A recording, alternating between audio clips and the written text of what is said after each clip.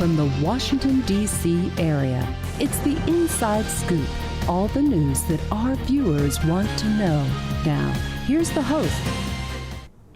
Welcome to Inside Scoop, Virginia. I'm your host, Catherine Reed.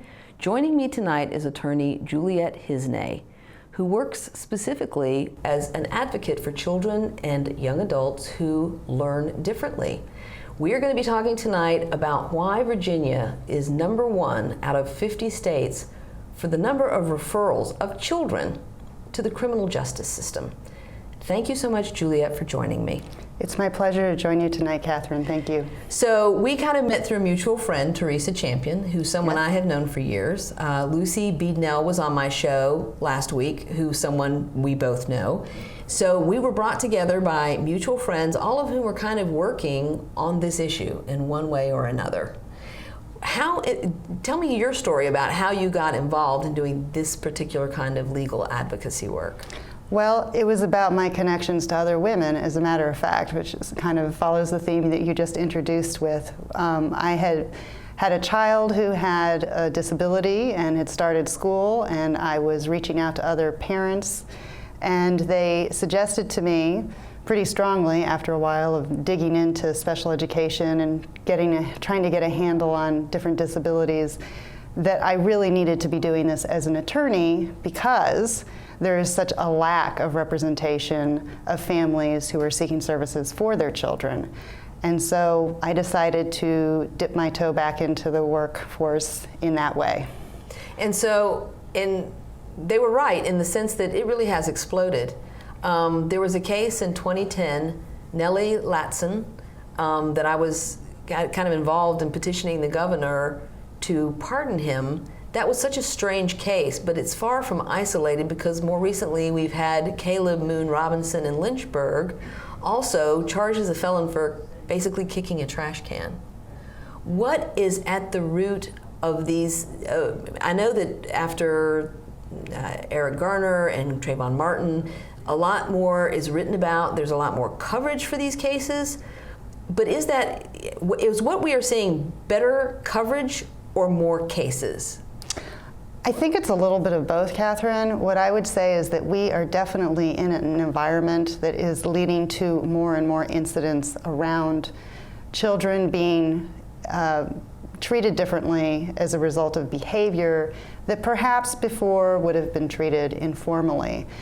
And my observation is that since we've had these very serious incidents in schools, the general environment around schools has become politicized in many ways, but mostly I think it's the result of the fear that we have. Parents and the community are so terrified and so worried about the public safety of their children in the school that they've forgotten to think about whether or not school feels safe for children. And so the school climate has really gone downhill as a result of that. And did we see that primarily after Sandy Hook or after Columbine? I mean, I did not go to school with a resource officer. There were no policemen in my school. So, and I understand after the spate of these mass shootings that's a very real fear for parents. But after Sandy Hook particularly, is this something that we are just seeing more police officers in school who are acting as police officers? I would say that is correct. There has been an effort to obtain funding, and so there's actually new grant money that has been devoted to putting more and more resource officers into the school system. And resource officers serve a very important public service. They do help in many ways, and the best ones certainly establish very good relationships with the children at their schools. So I don't want to make it sound like we're demonizing school resource officers, please. But we do have to make a decision as a society what kind of environment we want school to be, and also what role do we want school resource officers to have? Do we want them to be focusing on the public safety issues that are of serious concern? Fear of violence and fear of behaviors that are very damaging to others, or do we want to have them also focusing on whether or not children are breaking school rules? And there's been some talk as to whether the presence of a school resource officer makes it easier for the staff or a classroom teacher to involve them perhaps early in the process instead of trying to de-escalate it without bringing in a police officer into the classroom. Do you see that because that officer is there that perhaps more things are being kicked to that officer that formerly would have been handled either by the vice principal or the principal or the classroom teacher? I think it very much depends on the environment in a given school. Leadership is so important. There are some principals who are just doing a fantastic job of making school a very welcoming place for children. They are communicating well. They are supporting their staff in every way that they can. When they identify that a child has a difficulty, they're sitting down and they're problem solving with parents and bringing everyone to the table. But certainly the presence of school resource officers at school, and especially because Virginia law defines their role as fairly expansive, that has certainly led to a reliance on the school resource officer for minor incidents in school. In some schools, would depend on the school, of course. And so we were talking a little bit earlier before the show about how legislation does define to a degree what their role is. Yes. And so we have to have a legislative solution on the one hand to help better define the role so that the school administrators and parents and everybody involved in education has a better understanding of exactly what they're being asked to do. And there was a bill passed this legislative session. Is the language there that does that? Is the language there that better defines that? Not really. In looking at the code, the definition of a school safety officer is really where we need to target our efforts. There was an important bill that essentially reduced the requirement to enforce school board rules for school resource officers that fell under a particular state grant. But unfortunately, as I understand it, that's only about 20% of the school resource officers that are funded in Virginia. And so we now have this strange situation where for a small percentage of the school resource officers, they have one set of rules, and then for the majority, they have another set of rules. So this is very incremental legislation, right. And it seems to be kind of how it goes in Richmond. And so we were talking about the fact you made reference to the school board policies. And so here in Fairfax County, there's the students' rights and responsibilities at the beginning of every year. The students get a handbook sent home, and they're supposed to sign it, and their parents are supposed to sign it. Yes. And it goes back to the school so they can check that box off that says we all know what the rules are. But I used to be in human resources. We do the same thing with the employee handbook too. Sign the first page to indicate you know what's in the employee handbook. I would say we all do it through the terms of use agreement we get every time Facebook changes their privacy policy. Check here if you agree, and we all do that. But these are actually being used as instruments legally to say that when children violate a school policy, that they knew that school policy because... Right. So how much of a problem is that? I think it's a pretty significant problem, and part of the issue is how are these handbooks put together? And really, the language is incredibly vague. I mean, if you read through them, you'll see there's always catch-all phrases. And you can tell they've been lawyered quite a bit. They've been reviewed. I think most of the handbooks in the state have been drafted, at least in part, by the School Boards Association attorneys, and they have looked at that. And what they're really looking to have in place is as much flexibility for school systems to be able to address discipline as they see fit. But unfortunately, if the rationale for expulsion is, or long-term suspension is, any other violation of school rules, that's pretty broad. That's very broad. That's very broad. And some of the things that are disturbing about this too is how children are processed in the school environment, especially when there's no requirement that parents be notified that their children have written a statement. They've asked children to write statements about incidents, or they're being processed in the legal channels before parents have been notified. How is that possible? Well, it's a very good question, and I think that if you look back at some of the Supreme Court jurisprudence on the issue of children's rights in schools, they're fairly limited at this point, but children do have basic constitutional rights, just like adults do. And although their Fourth Amendment rights, which is the right against searches and unreasonable searches and seizures in schools, is fairly limited, they should not be in a position of being forced to incriminate themselves. And so this is really a concern when you have an incident. It could be a criminal offense if it were pushed to the nth degree. Let's suppose, for example, that a student stole someone's cell phone, okay? You know, in that case, what's happening at the school level is they're being referred to the office. Right. They're being questioned, essentially interrogated. Sometimes a school resource officer is involved. And sometimes a school resource officer is then taking statements from other students as well. And all of this can happen before anyone is called. So parents will learn after the fact that there are statements and that their child has already made certain statements to school officials. Right, and these are kids. I mean, right. So what really struck me, and we'll get into this in other segments of our show, that 6.4% of all intakes are children 8 to 12 years old. Like, that is shocking. It is very shocking. 6.4%. I'm thinking of the 8 and 12-year-olds I know, and I'm thinking, how can they be 6.4% of all intakes?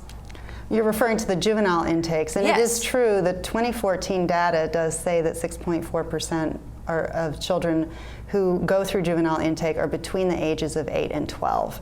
And that is a large number of children. It is very surprising to me. You have to remember that we're talking about every single crime in Virginia that a juvenile can be charged with, which is basically any crime. Right. So anywhere from anything from, you know, grand larceny or assault, you know, anything you can think of. Right. But, you know, why is it that these younger children are getting caught up in it? And why is it that children with disabilities are getting caught up in it in the numbers that we see? And that is something that we want to really drill down on, is this the percentage of really looking at the demographics of these students, also the kinds of things. We'll talk a little bit about how some of these things are classified because of the value of the things that are being stolen, like cell phones and sneakers, I think, which is a very high ticket item that's putting these crimes into a different category. And so when we come back from our break, we'll be talking with Juliet some more, drilling down on some of these issues about why we have such an explosion in the number of juveniles in the state of Virginia being referred to our criminal justice system. So please join us after the break. Saving for retirement might be easy for some folk, but for others, it might take a little more work. And for those who haven't started, there are still things you can do to catch up. Oh, that is good news. Like getting out from underneath past debt. And don't get wrapped up with high-interest credit cards. Let's get you some eyes. Be diversified with your investments. Don't put all your eggs in one basket. Your financial goals are not out of reach. The choice is clear. For a happy ending, choose to save. Everyone with alcohol and drug addiction is in the same boat.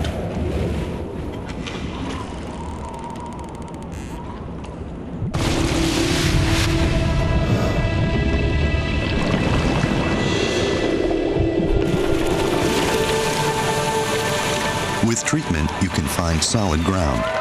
For drug and alcohol information and treatment referral for you or someone you know, call 1-800-662-HELP.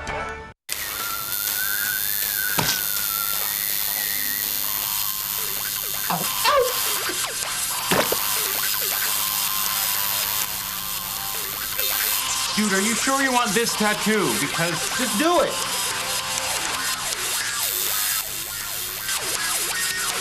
Some mistakes in life are permanent. Like hearing loss. To learn how to protect your hearing, visit asha.org.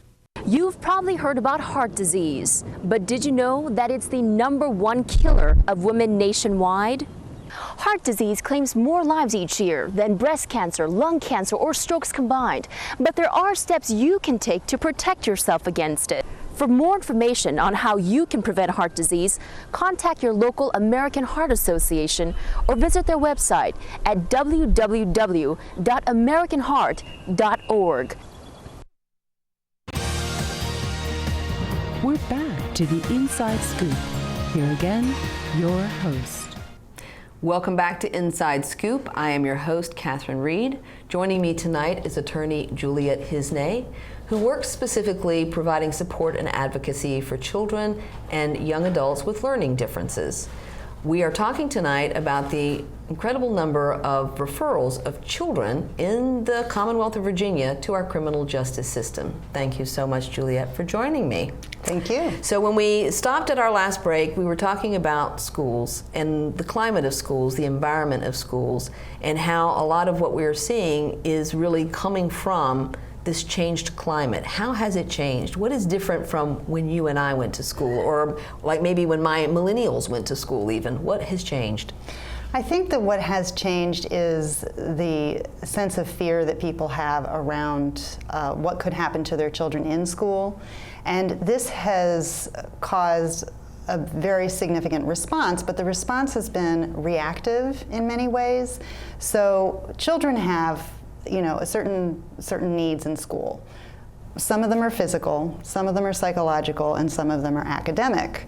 And what I'm seeing as a parent, and I think a lot of other people are seeing also in the advocacy community, is that children are not having all of these needs met in the same way that they used to.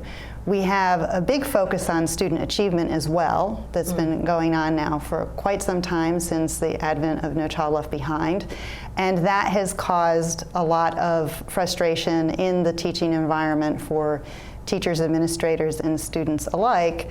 So there's a lot of stress that's being placed on kids and on teachers to achieve academically. So a lot of what has happened is that the students are getting less physical exercise, they're getting less time to eat, they are getting less play-based learning in early childhood, and this has resulted in a lot more behavior in schools. And so then we have to look at, well, what is the behavior, what's causing the behavior, and how do we respond to the issues around behavior? So if children if they're not getting their exercise, then we know that they are going to be more fidgety, they're going to have more need for movement, and they're going to find it harder to focus in school, they're going to find it much harder to pay attention and sit still. And they are being asked to sit still for very, very long periods of time.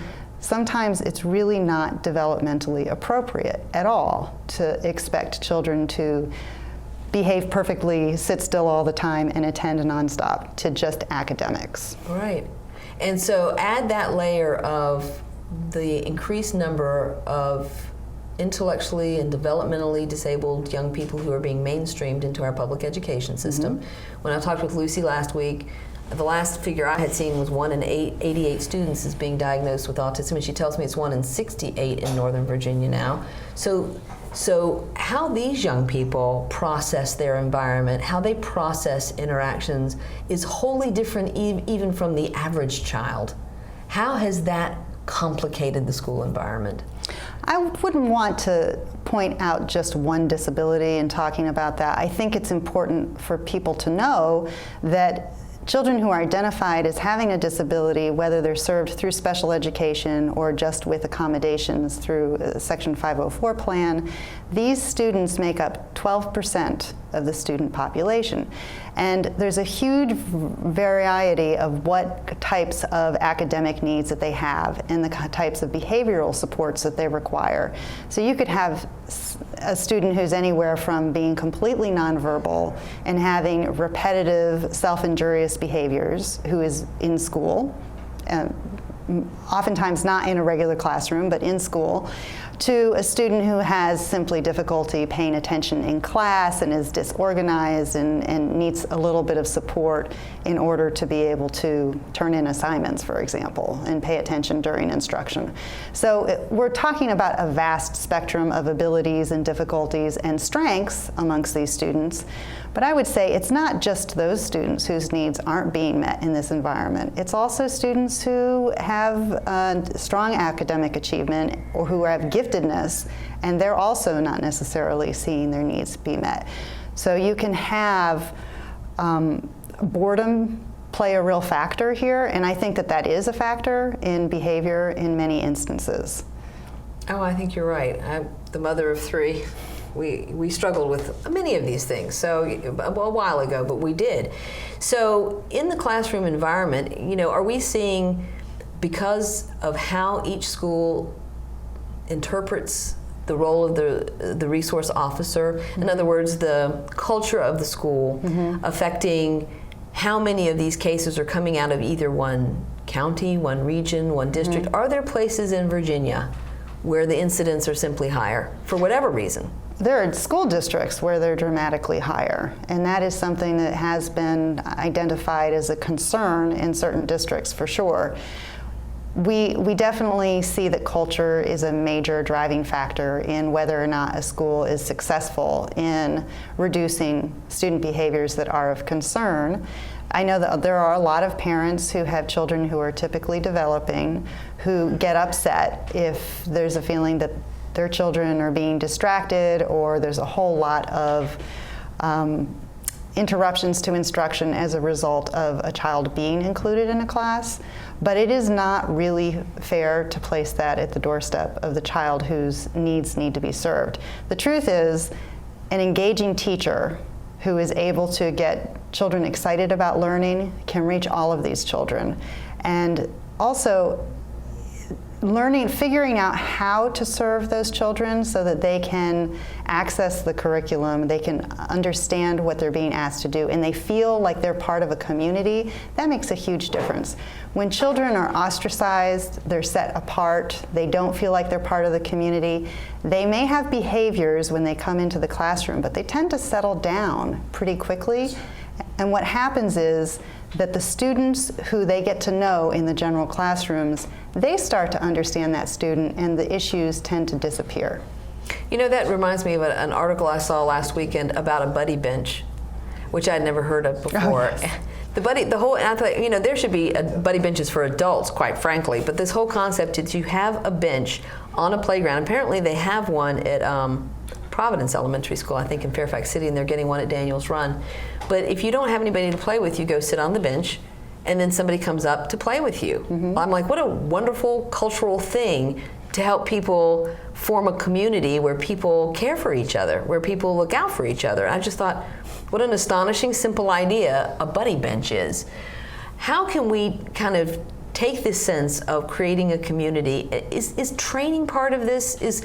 I know that Sheriff Kincaid has talked about better training for the sheriffs at the Fairfax County Jail in diversionary tactics, in deflecting, in de-escalating. I mean, that is not something that officers necessarily get a lot of that training, but she has focused on it.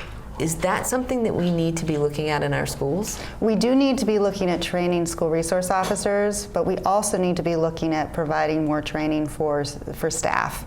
And I believe that when the right approach is taken, you hit a sweet spot with students, and you see it with the school. So the leadership is absolutely critical at a school, and having a positive attitude that filters through all the way through the staff to the kids. You can really feel the difference when you walk into a school if people feel that they are welcome and they're able to have a say in that community, they're able to have some input into what happens with their children. It's really palpable. The children are smiling, the staff are communicating, and they are collaborating on solutions. The parents feel like they're welcome at the school. So this makes a tremendous difference. And training is part of it, and a lot of it is attitude.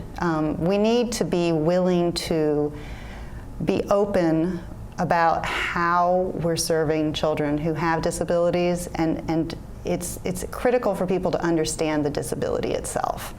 So conversations with parents are really critical for that, and that's one reason why the special education process is very different from almost any other area of law that I'm familiar with, where it's actually team-based and it's collaboration-based.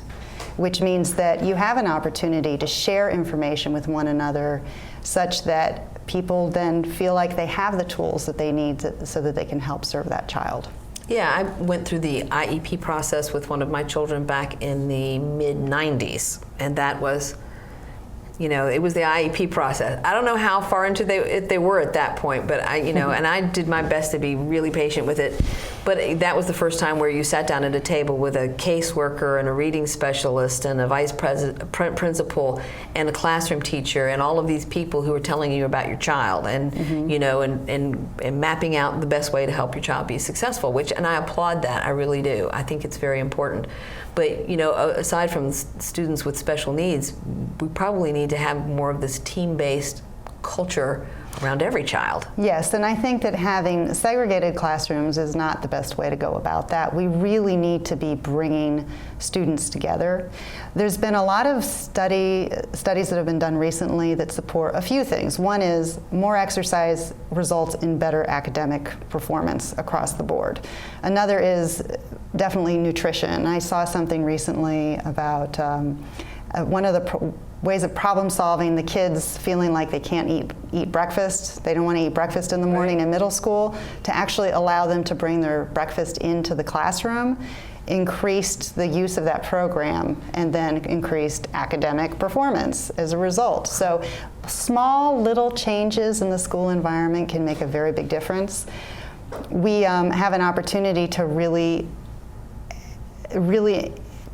ensure that people are feeling included, and what it does is, as regular students who don't have disabilities get to know students with disabilities, they come to have a greater and deeper understanding of everyone around us and a greater level of tolerance, and that is really important and critical, because when children feel supported, their anxiety drops, and anxiety is a very, very big piece of the puzzle when it comes to problem behaviors in school. That makes absolute sense.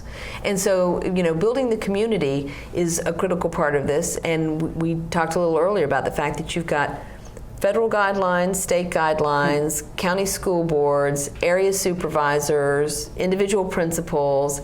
There's a lot of things to try to align so that we're all kind of singing from the same sheet of music as to what we want to accomplish and how we want to accomplish it. Do you see going down the road, and we're about to come to a break, so we'll kind of elaborate in the next segment, but do you see somewhere down the road us coming up with a different system for how we approach just educational planning? That's a very good question. Do you think, the federal, state, there's just a lot of pieces and there's so much autonomy between county school boards, for instance. Sure, and people do need to get on the same page from a policy perspective. Well, so that's what we will do when we come back. We'll talk a little bit more specifically about the policies. And we're going to talk about how we have to look at legislative problem solving for this, because a lot of the legislation and the policy is going to address how people behave in these schools. So please join us.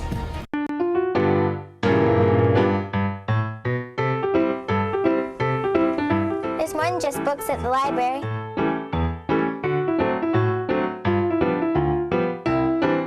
There's more than just books at the library.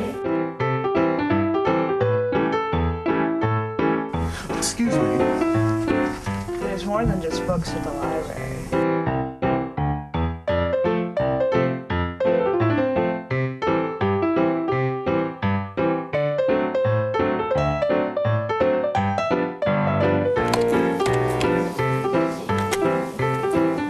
Il y a plus que de livres à la bibliothèque. Hello.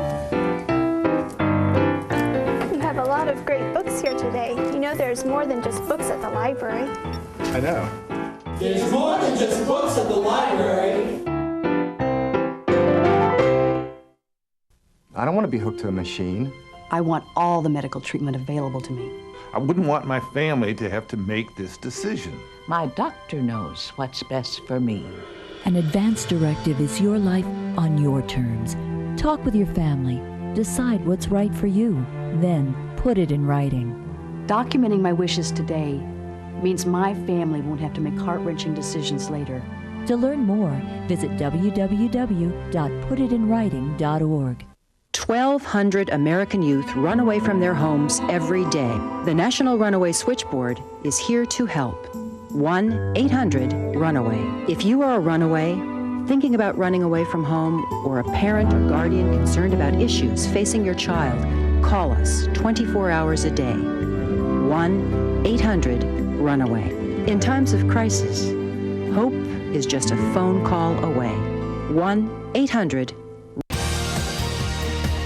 We're back to the Inside Scoop. Here again, your host. Good evening. This is Inside Scoop. I'm your host, Catherine Reed. Joining me tonight is attorney Juliet Hiznay. We are talking about the number of Virginia students who enter the criminal justice system every year from the Commonwealth of Virginia. So when we left the last segment, we were talking about the climate in the classroom. Let's drill down into what civil rights do students have, and how are civil rights different in school versus what their civil rights are outside of school. So if you had a child who was charged out in the community, in all likelihood their parents would be called pretty rapidly because they are minors. And so it's pretty important for officials to make sure that their rights are being protected. When you have a situation where a student is being charged with an offense, but it's coming from the school, a process that's happening at school, really you have this parallel justice system that has been developed where principals are required to report any offense, any school behavior that could amount to a criminal offense under Virginia law. So if you think about that, one of the things that is driving some of the referral rates in Virginia would appear to be that we're asking principals to make determinations that normally prosecutors would be making, and yet they don't have any training in this area. And I think it's probably fair to say that many principals would rather not have this duty, and if they feel that something is so serious that it really requires a referral to law enforcement, then we probably ought to trust that they have a good instinct for that. However, at this point in time, there are situations, and maybe I'll just come up with an example that might help us walk through this, where a child's behavior, even let's suppose it's a child with a disability, in the classroom, which is disruptive, can result in a criminal charge. And it does, and it's not that unusual for that to happen. So let's suppose you have a child with a disability who's in the classroom and they start doing something in the classroom that is distracting other students. This could be anything. It could be tapping a pencil, it could be crumpling paper, it could be throwing something, a fidget across the room, it could be standing up in the room and pacing, all of which would be symptoms that could be consistent with ADHD or with autism spectrum disorder. And that student could then be asked to leave the class, or sometimes they run out of class, and when they don't have permission to do so. And you can have this dynamic set up where all of a sudden they're being chased, or people are raising their voices at them, and they become very anxious and they react, especially. So it escalates. It escalates. It has a tendency to escalate. So when a staff member is responding to the behavior, it's very important that they not escalate the situation, particularly for a student with a disability, but it often does. And so in those situations, you could actually have more outbursts and more physicality. Sometimes, unfortunately, it results in children being physically restrained, meaning being held down, or being placed in a separate room with something called seclusion. And that also can have some really damaging effects on students. But going back to the procedural question about how do they end up, with a charge, there is an investigation that happens at school. And sometimes a school resource officer is involved in that investigation, and sometimes it is the administrators. But if what they have done, like for example, distracting and interrupting the classroom, that can be a crime, even if the student has a disability and we know that disability caused the behavior in question. So that brings me to the specific case, and I'm not asking you to really give any legal opinion, of Caleb Moon Robinson, an 11-year-old in Lynchburg who kicked a trash can. And now he's being charged as a felon. I don't understand how that happened.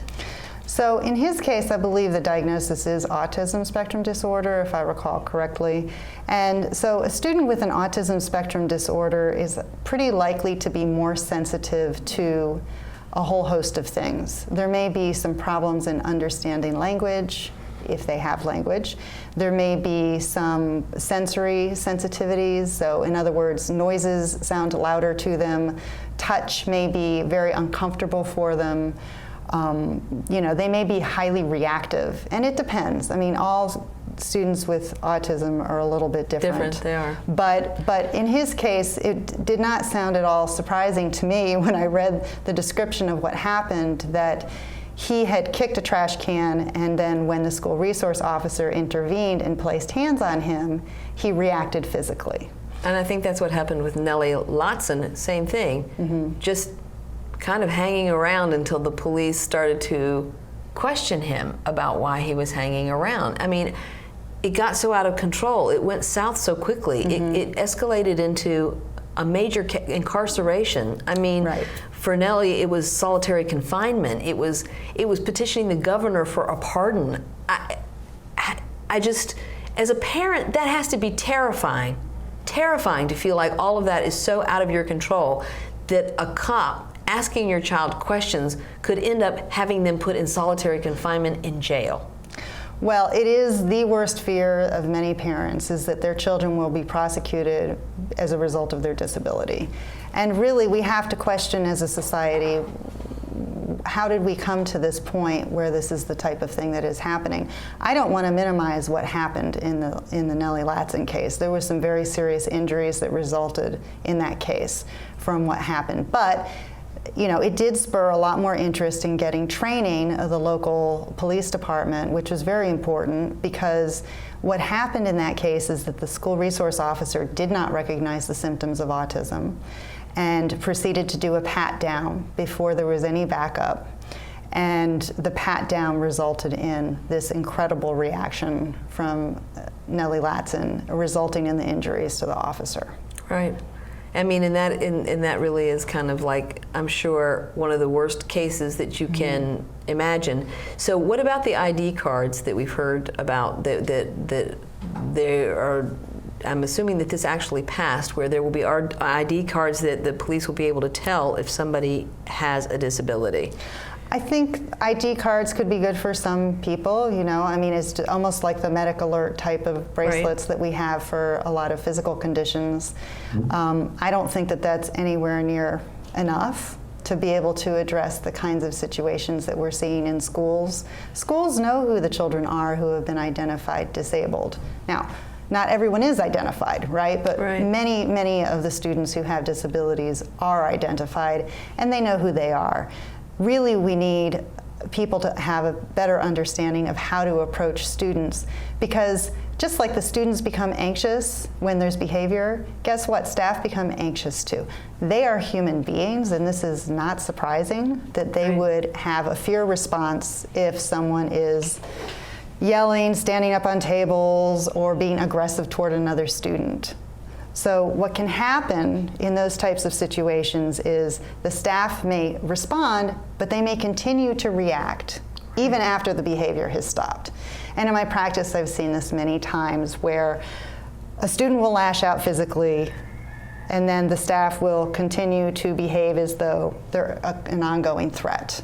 And sometimes kids get tackled to the ground, the police officer, sometimes they get chased through schools.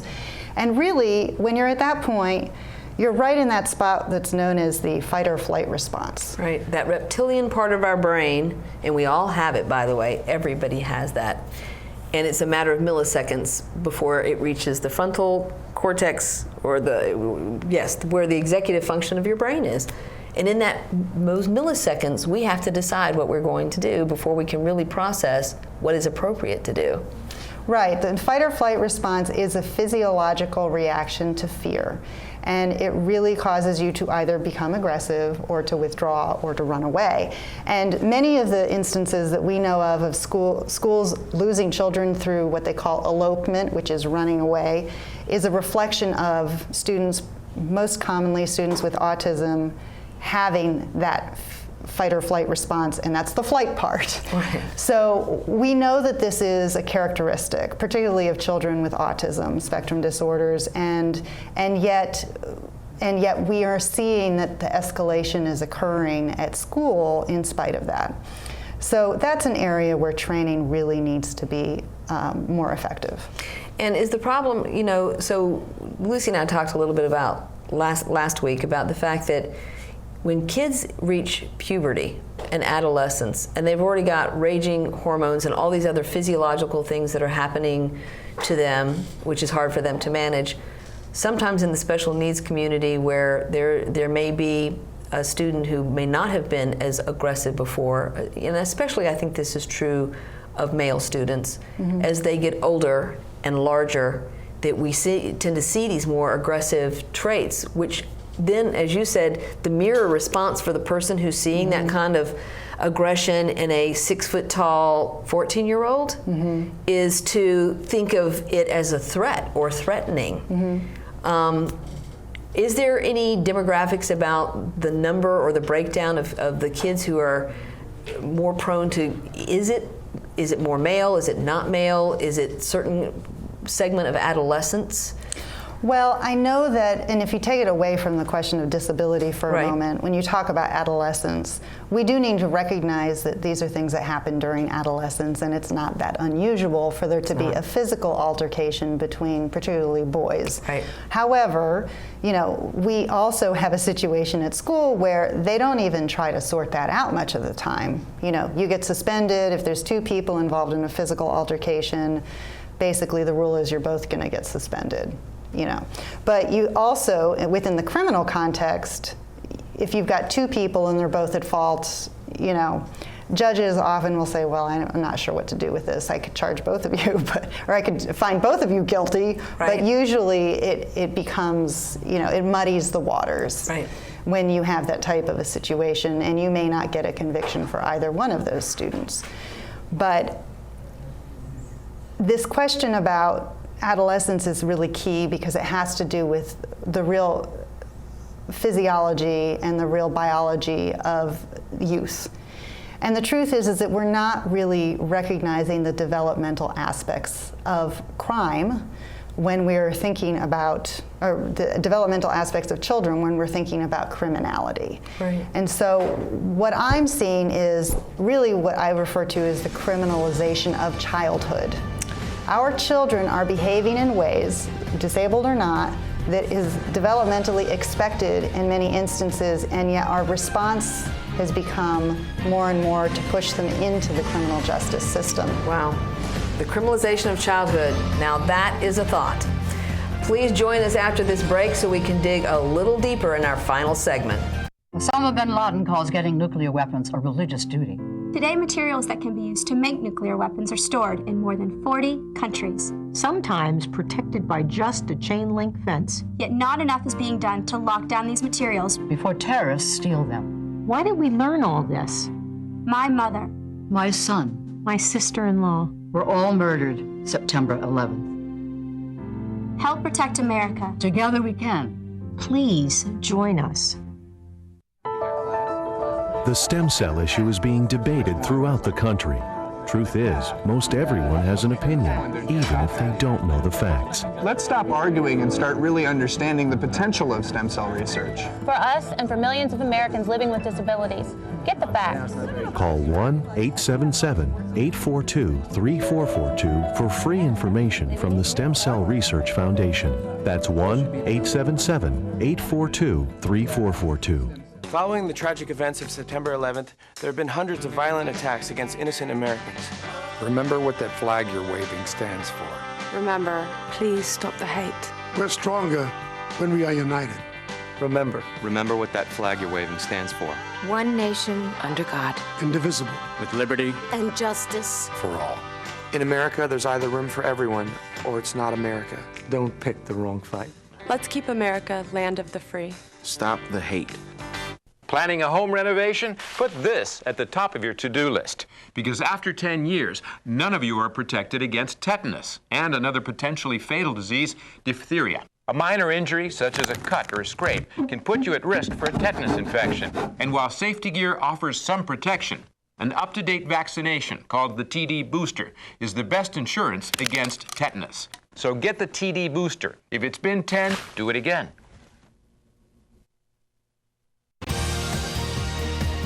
We're back to the Inside Scoop. Here again, your host. Welcome back to the final segment of Inside Scoop. Joining me tonight is attorney Juliet Hiznay. We are talking about children in the Commonwealth of Virginia ending up in our criminal justice system. Why is that? And what can we do to reduce it so that we do not appear at the top of that list in the United States? Thank you so much again for coming and spending so much time with us tonight, Juliet. It's been my pleasure. So we were talking about how kids, young people, students end up in this system. One of the things that we mentioned earlier is when we talk about felonies, being charged with felonies versus misdemeanors, there's a lot of specifics as to what type of behavior, also the value. When we talk about grand larceny, why don't you kind of walk us through how some of these behaviors get sorted out into felonies and misdemeanors and some of the impacts of these decisions? Well, first of all, in our criminal justice system, prosecutors really have been trained to charge at the highest level that they possibly can. And we do see that reflected in the juvenile justice system as well. We have also the possibility of children being referred to adult court as part of the process, and so that is a major issue that may be driving a lot of our numbers as well.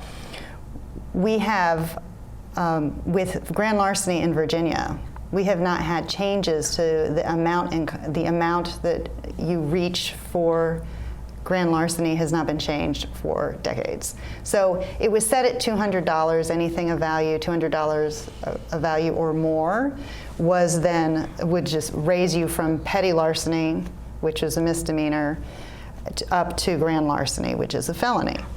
And the grand larceny, back in the day, $200 was worth a lot more than it is today. Right. And so what we're seeing, particularly in the school setting, the most common kind of fact pattern that people are seeing are theft of cell phones and theft of sneakers, believe it or not. And now it is commonly the case that both of those items are worth more than $200. And therefore you're seeing a large percentage of the cases in Virginia are grand larceny cases when you're talking about felonies. And again, it's sneakers and cell phones, common items that almost every student has in any school system anywhere. And it used to be that some of these things were handled much less formally than they are today, but there is now an obligation on principals to make these referrals. And so, and some of them may be exercising their discretion and not following that law, as a matter of fact, and they may be deciding to handle things informally within their schools. So if every single principal in the Commonwealth of Virginia were following the letter of the law, I think our numbers would be even higher than they are today. Wow, that's astonishing. And so, again, this comes down when we talk about how decisions are made on the individual school level about things like restraint and seclusion and other kinds of punishments meted out to these students when in fact they are brought before administrators to decide how to deal with an infraction. In fact, speaking of infraction, let's talk about offender, the term offender. Yes, I was recently preparing for this program and I was actually going through some files, and it struck me in looking at this file that the word offender was at the top of the incident report for the public schools in Fairfax. So in other words, I referred earlier to this parallel justice system. We've adopted even the terminology of the criminal justice system, and we've inserted that into school discipline. So, you know, an 8-year-old becomes an offender. Correct. That is crazy, and those labels are serious. I mean, once we start using that kind of adult terminology in our classrooms and we label students, you know, and that's something that you and I have talked about previously too, is that when you tell a child they're bad, they generally believe it. Oh, they do. They will take your word for it, absolutely. You are the adult, and they will absolutely meet your expectations, whatever those expectations are. So, you know, the psychology of that is, oh, you think I'm that? I'm going to show you.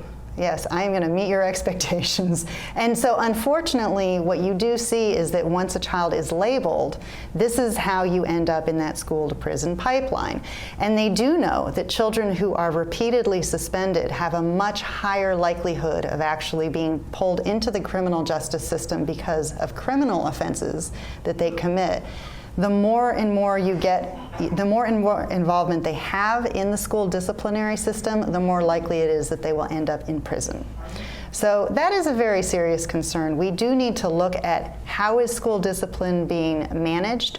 Are we addressing it in a way that's going to be effective? Are we allowing children to learn from their mistakes? And when I say the criminalization of childhood, that's really what I refer to. Right. Children need to be able to learn from their mistakes so that they can actually change their behavior for the better. And if we don't give them that opportunity, and instead we label them, we're actually making it impossible for them to learn from their mistakes. In fact, what they're learning is they're learning from other people, whoever they're around. And if that happens to be in the detention center, then you know they're learning things we don't really want them to learn. I want to go back, though, briefly, because you mentioned restraint and seclusion. Right. And I want to make clear that is really an issue that relates to a response to behavioral outbursts in school. I've never seen that formally part of an approved disciplinary program. Right. This is more just about to be clear. Immediate behavior management. Yes. Is what I would assume. It's immediate behavior management. That's exactly right. And where you tend to see it most often is with children with special needs, and then the numbers are also quite high for African Americans, particularly males. But restraint could be either physical, meaning you're held down, or it could be mechanical, meaning you're tied up. And mostly this is in the hospital setting, but there's also a reference to chemical restraint, which would be being forced to take something such as a pharmaceutical, which we don't commonly see in the school system. Most of the restraints are physical and mechanical. And the numbers in Virginia are far above the national average, particularly for mechanical restraint. They're really astonishing. And that is the one where your child is tied to, say, a chair, or it could be to a wheelchair, theoretically. And that is something I think parents would be very shocked to learn is actually happening in the Commonwealth of Virginia. But it is not only the fact that it's happening, it's also not illegal in any way. That's amazing. That's amazing. And there is an effort at reform right now. In fact, we have draft regulations that are being reviewed by the Virginia Department of Education with regard to restraint. Seclusion is a different question. That is being placed in a separate room or a separate area of a room and being required to stay there and not being allowed to return to class. And these two things are really supposed to be emergency measures. Right. But unfortunately, for some students who have a high level of behaviors and the school has not figured out a way to stop those behaviors or prevent those from happening, you can see students who are repeatedly subjected to restraint and seclusion over a period of time, and actually it causes trauma. Oh, yeah, it would cause a trauma. It would be very traumatic. I don't know how you undo that. And how does that affect the other students all around this child? Sometimes students are witnessing these incidents, and that can only be terrifying to students for a couple of reasons. One is, who is this child who's behaving this way, and why is this happening in my classroom? That's A. And B, if that can happen to that student, what can happen to me? And so that is frightening, and we definitely need more training on how to prevent behaviors from escalating to a point where safety is an issue. But, you know, these regulations aren't in place yet, and right now there is no requirement that it be an immediate threat of harm in order to actually engage in these. And some people believe that there could be a therapeutic, they look at it as therapeutic, which is kind of hard to fathom for me. Right. If you could wave a magic wand, what is it that you would, if you could like have anything you wanted, let's say out of the General Assembly, what would that look like for you? I would love to see a lot more flexibility for schools to handle things locally and handle things within the school. I would like schools to be encouraged to look at alternatives to suspension and expulsion. I would like them to look at not having mandatory criminal referrals, because that right now is really driving much of the problem, I think, is that we're saying to schools, you become an extension of law enforcement in our community. That's really what we've done. Wow. And we need to think about that. We also should look at the truancy laws, because we actually have truants being put into detention because they don't attend school. And you know, the mandatory age now for education is 18. I think when I was growing up it was 16. I think so. And too. I think that makes a very big difference if you think about it. But also, parents are being charged for not forcing their children to come to school. And sometimes these children have mental health disorders. Sometimes the truancy referrals are being made in a situation where the parents are actually contesting the appropriateness of the special education services that their children are receiving. Right. So there are allegations of retaliation at times that are made by parents against school systems, because it looks a little bit suspicious if you ask for something new, the school says no, and then all of a sudden you're being referred on truancy, or you're getting a criminal charge for behaviors that have been known, that have happened in the past, and yet nothing has been done about it previously. So people who want to be part of your advocacy efforts, what is the best way for people to get involved and to learn more and to help, and to what can people do? I have a Facebook page called Project Save Childhood. They should join the Facebook page. Project Save Childhood, okay? Yes, ma'am. Great. And so during the legislative session and even before then, I think probably you need all the help you can get as far as contacting legislators and helping to educate. I do, and there are many other advocacy groups across the state that are doing fantastic work on this, including Just Children with the Legal Aid Justice Center. It's phenomenal, and we've had a lot of interest from the ARC of Virginia and many, many other groups. So this is not a one-woman show. This is an entire community that needs to come forward and say, hey, you know, it's not just these people over there. Right. It's affecting every single one of us, and it's affecting the entire school environment, and it's impeding the learning of our children. Oh, I agree with you. And I'm hoping what we can do after this show is follow this up with a series, at least additional shows, where we can bring some other legislators and perhaps our Secretary of Education and other people who are stakeholders in this process to come to the table to talk to us a little bit more about how we can better as a community, and professionals and parents and educators, address these systemic things and get off the top of this list for Virginia students in our criminal justice system. Well, I would love to be of help. Well, thank you, and I appreciate so much your joining us. Thank you so much, Juliet. Thank you so much for having me.